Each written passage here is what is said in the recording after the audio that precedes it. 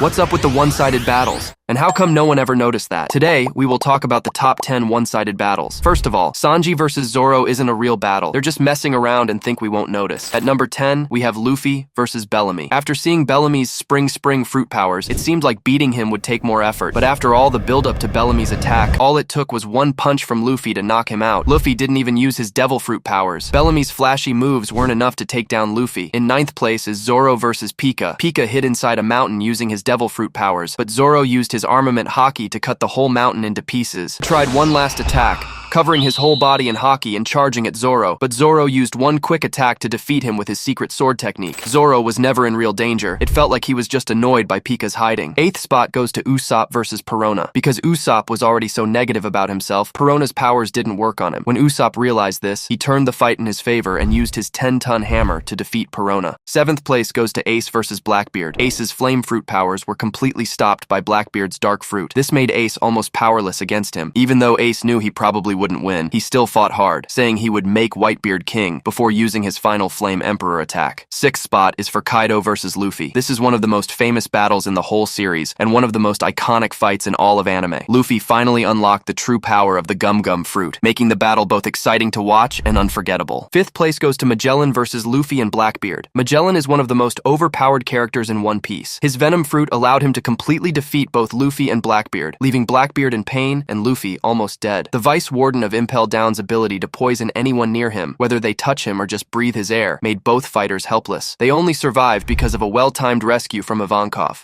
Fourth place goes to Kizaru versus the Supernovas. When we first saw Marine Admiral Kizaru in action, we learned how dangerous his light fruit powers are. Here we go! Calling this a fight is a stretch, as not one supernova could even scratch Kizaru. His invulnerability to physical attacks, along with the speed and strength of his moves, was far beyond what the supernovas could handle. They couldn't even understand his attacks.